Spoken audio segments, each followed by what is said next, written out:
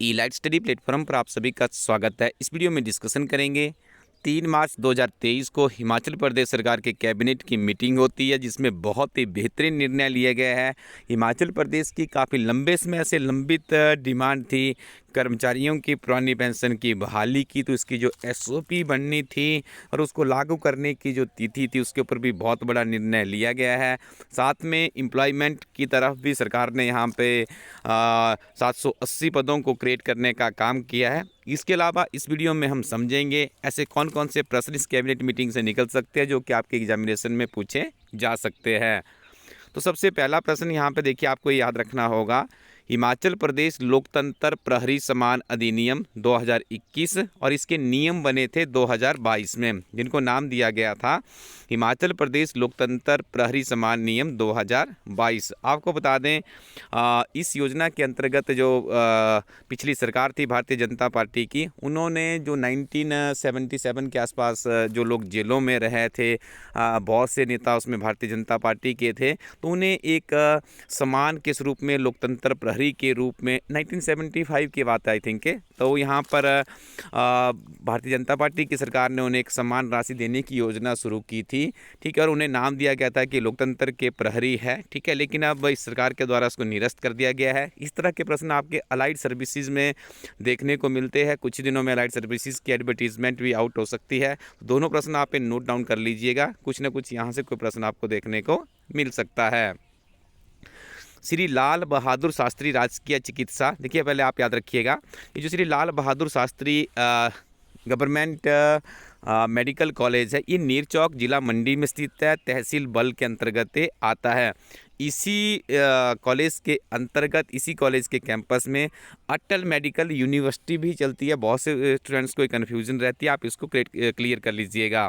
तो यहाँ पे देखिए, जो ये लाल बहादुर शास्त्री राजकीय चिकित्सा महाविद्यालय नीरचौक है, यहाँ पे देखिए कम्युनिटी मेडिसिन विभाग में सहायक आचार्य का पद भरने का निर्णय भी इस कैबिनेट की मीटिंग में लिया गया है। और सबसे बड़ी जो डिमांड थी, देखिए जिन एनपीएस कर्मचारियों की सेवानिवृत्ति 15 मई 2003 के उपरांत हुई है, उनकी भी भावी तिथि से ओपीएस पेंशन दी जाएगी। मतलब जो पहले रिटायर्ड हो चुके हैं उन्हें भी मिलेगी और जब आगे रिटायर्ड होंगे उन्हें भी ओपीएस दी जाएगी। एक बहुत बड़ा निर्णय यहाँ पर हिमाचल प्रदेश सरकार के द्वारा लिया गया है। कल को जो बहुत से अभ्यर्थी है जो कम्पिटिटिव एग्ज़ाम की तैयारी कर रहे हैं, अच्छे से आप पढ़िएगा। देखिए थोड़ा सा कठिन समय आपका चल रहा है।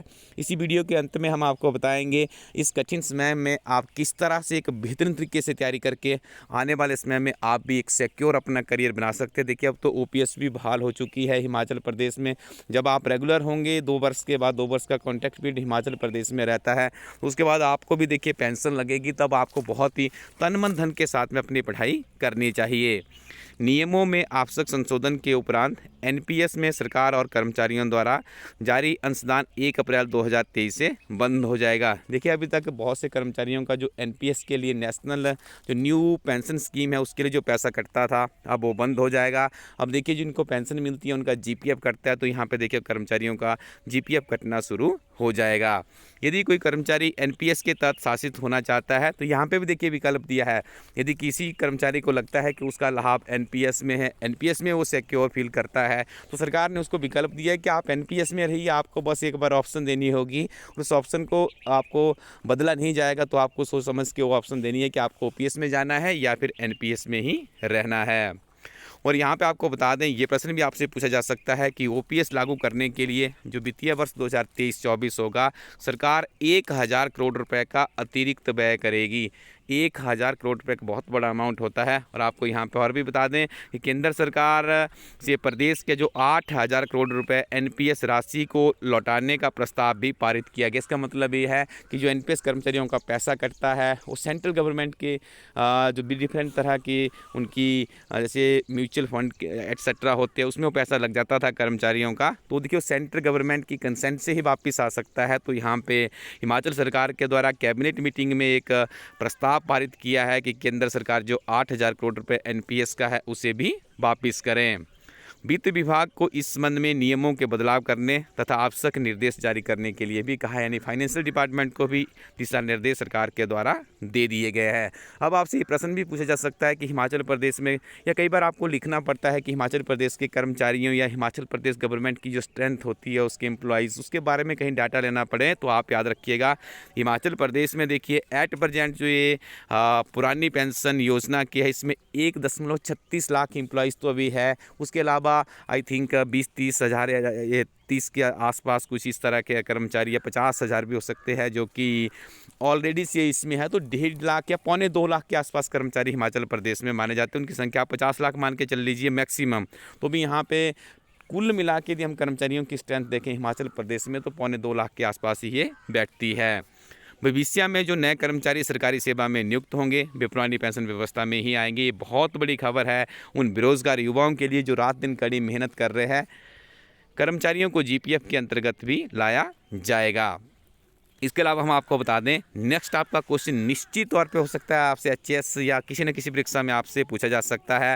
हिमाचल प्रदेश टोल्स एक्ट कब बना था? 1975 में बना था, याद रखिएगा। और अब देखिए यहाँ पे आपने याद रखना है इसके तहत 2023-24 के लिए टोल बैरियर की नीलामी एवं निविदा प्रक्रिया के माध्यम से पट्टे पर दी जाएगी। वन विभाग के अभियांत्रिकी स्टाफ का युक्तिकरण करने को भी स्वीकृति प्रदान की और इन 26 अभियांत्रिक स्टाफ की पीडब्ल्यूडी, जल शक्ति, एचपीएसआईडीसी और विद्युत बोर्ड और एचपीसीएल में समाहित होंगे। इसके अलावा देखिए योल खास जो कंटोनमेंट बोर्ड से बाहर सिविल क्षेत्र के साथ लगती ग्राम पंचायत है रक्कड़, बाघनी, तंगरोटी खास और नरबाना खास में सम्मिलित करने को अपनी स्वीकृति प्रदान की गई है। अब आपको बता दें एम्प्लॉयमेंट का एक बहुत बड़ा यहाँ पे देखिए आशा वर्कर के 780 पद यहाँ पे सृजित करने की बात कही गई है। तो 780 आशा वर्कर्स को भी आने वाले समय में रोज़गार मिलेगा।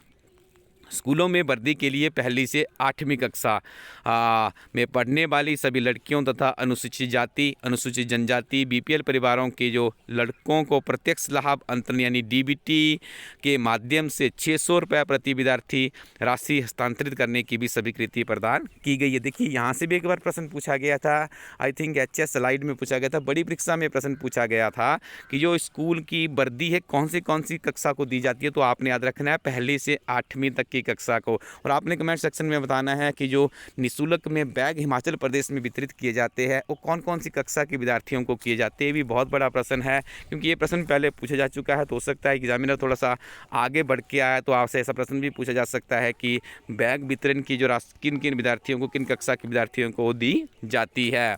वर्दी के लिए रुपए विद्यार्थियों या उनकी माता के नाम हस्तांतरित की जाएगी। इससे राज्य में लगभग 3.70 लाख विद्यार्थी लाभान्वित होंगे।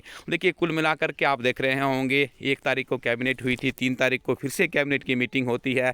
जैसा हमारी टीम ने आपको 1 तारीख की मीटिंग में ही कहा था कि आने वाले समय में आपको बहुत सी कैबिनेट्स देखने को मिलेगी क्योंकि 17 तारीख को हिमाचल प्रदेश सरकार का बजट पेश होगा और ये नई नवगठित जो सरकार है इसका पहला बजट है। बहुत बड़ी घोषणा है उसमें आपको देखने को मिलेगी। जो कॉम्पिटिटिव एग्जाम के अभ्यर्थी उनकी वर्ष भर की रूपरेखा बनेगी, किस सेक्टर में कितनी वैकेंसीज निकलने वाली है, किस तरह से वो तैयारी करेंगे, क्या उनकी स्ट्रैटेजी है। ये देखिए बजट से एक रूपरेखा बनेगी कॉम्पिटिटिव एग्जाम के अभ्यर्थियों की भी। तो अभी आपको क्या करना है, जैसा हमने वीडियो के पहले आपसे कमिटमेंट किया था कि आपको पढ़ना होगा। जो ये आपकी अभी विपरीत काल जो आपका समय डिफिकल्ट चल रहा है कॉम्पिटिटिव एग्जाम के अभ्यर्थियों का, आप इस एनर्जी को कन्वर्ट कर दीजिए अपनी पढ़ाई में, अच्छे से अपने स्किल डेवलप कीजिए। आने वाले समय में हिमाचल प्रदेश में काफ़ी ट्रांसपेरेंट वे से आपको भर्तियाँ देखने को मिलेगी। तो इस श्रेणी में हमारी टीम आपको सुजेस्ट करती है, बहुत सी किताबें हमारी टीम के द्वारा पब्लिश की गई है। यदि आप हिस्ट्री से संबंधित किसी परीक्षा में बैठने जा रहे हैं, जैसे आपका भी स्कूल कैडर का एग्जामिनेशन होने जा रहा है, पॉलिटिकल साइंस का है, बहुत ही बेहतरीन किताबें हैं इलास्टडी टीम की, आप इनका सीधा लाभ उठा सकते हैं। इसके अलावा आपको बता दें कि अब आपकी जो भर्ती प्रक्रिया है Himachal Pradesh public service commission Shimla से संपन्न होगी। तो इस जो शिमला से जितनी भी भर्तियाँ होती है इसमें करंट अफेयर्स को काफ़ी तवज्जो दी जाती है और हिमाचल प्रदेश में पहली बार हिमाचल के लोगों के द्वारा ईयरली करंट अफेयर्स की बुक को लॉन्च किया जाता है। बहुत ही आधारभूत अद्भुत जानकारियाँ इस किताब में आपको देखने को मिलती है। वार्षिक 365 दिन इलास्टडी टीम काम करती है। तो यहाँ पे आप जो देख रहे होंगे ये हिंदी में करंट अफेयर्स है, इसका लाभ आप उठा सकते हैं। इंग्लिश में भी इस किताब को लॉन्च किया गया है। तो इन किताबों को आप रिव्यू करने के लिए विजिट कीजिए elitestudyco.in वेबसाइट, इसी वेबसाइट के माध्यम से आप ऑर्डर करेंगे, इंडियन पोस्टल सर्विसेज के माध्यम से किताब आपके घर ही डिलीवर हो जाएगी। इसके अलावा और भी बहुत सी बहुपयोगी किताबें आपको मिल जाएगी। इस वेबसाइट पे जाइए या अपने नज़दीकी शॉपकीपर के पास जाइए और अपने लिए देखिए किताबों का पैकेज बनाइए, जहाँ 2000 रुपये की किताबें यदि आप अपने लिए परचेज़ करते हैं आजीवन भर आपके साथ में रहेगी। इन किताबों के साथ में यदि आप नियमित रूप से पढ़ते हैं तो निश्चित तौर पर आपको लाभ मिलता है। और सेल्फ स्टडी को प्रमोट कीजिए, क्योंकि सेल्फ स्टडी में एक बहुत ही अद्भुत ताकत होती है। विद्यार्थियों को अपने आप को सेल्फ इवेलुएट करना है और आगे बढ़ना है, तो उसके लिए आप इलाइट स्टडी टीम की बुक्स आती है, मॉक टेस्ट की सीरीज़ आती है, इन सारी चीज़ों का आप लाभ उठा सकते हो। Thank you very much, keep watching elite study YouTube channel.